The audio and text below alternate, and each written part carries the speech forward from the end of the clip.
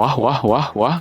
Salve, selamat pagi saudari dan saudara, sahabat Selimo Katolik yang terkasih. Masih bersama saya, Pastor Bartol Oyan, dalam Renungan Harian Selimo Katolik, edisi hari ini, Rabu 30 Juli 2025.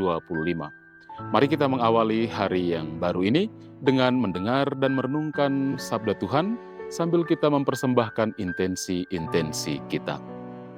Dalam nama Bapa dan Putra dan Roh Kudus. Amin.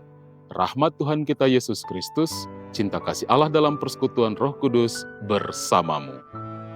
Marilah berdoa. Allah Bapa yang Maha Baik, Engkau senantiasa mendampingi kami dalam pesiaran hidup di padang gurun dunia ini. Semoga kami Kau mampukan untuk patuh setia pada bimbingan-Mu. Dengan pengantaraan Yesus Kristus Putramu Tuhan kami, yang bersama dengan Dikau dalam persatuan Roh Kudus, hidup dan berkuasa, Allah sepanjang segala masa. Amin. Kita siapkan hati kita untuk mendengarkan sabda Tuhan. Tuhan bersamamu. Inilah Injil suci menurut Matius.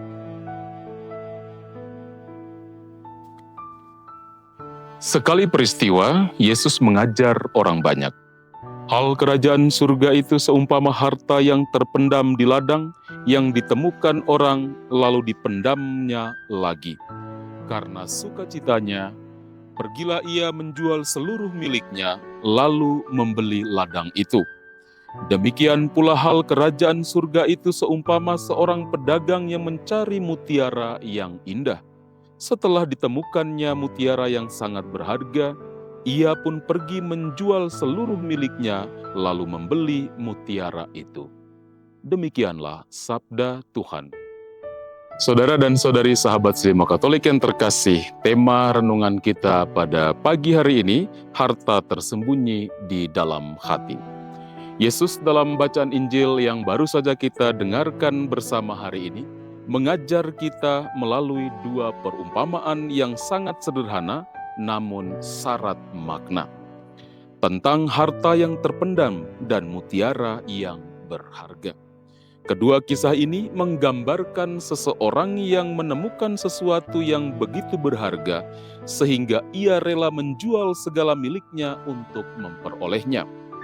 Harta itu bukan sekadar benda, melainkan lambang kerajaan Allah, suatu rahmat dan sukacita rohani yang tak ternilai, yang hanya bisa ditemukan oleh mereka yang mencarinya dengan hati terbuka dan penuh kerinduan.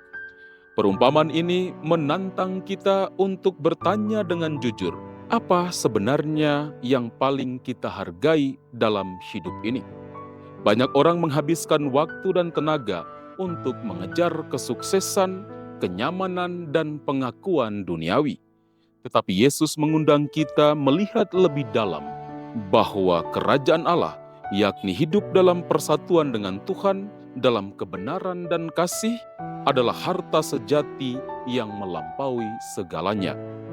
Namun, seperti harta tersembunyi, kerajaan Allah sering tidak mencolok.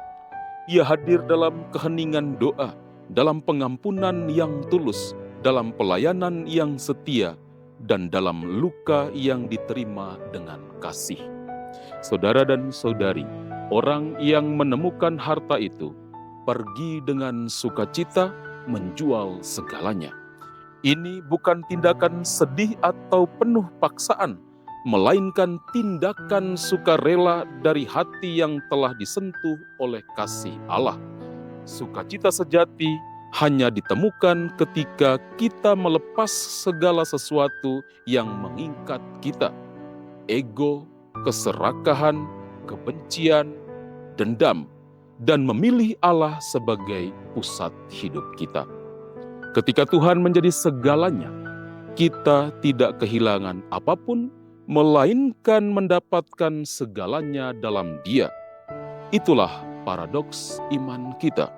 Melepaskan dunia bukan berarti kehilangan, melainkan mengalami pembebasan dan sukacita sejati.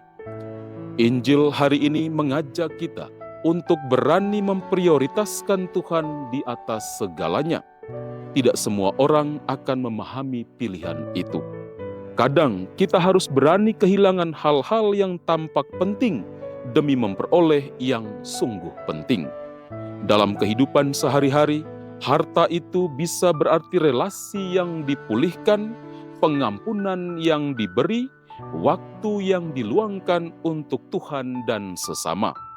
Semoga kita diberi rahmat untuk mengenali mutiara itu dalam hidup kita dan memiliki keberanian serta kerendahan hati untuk mengejarnya dengan segenap jiwa.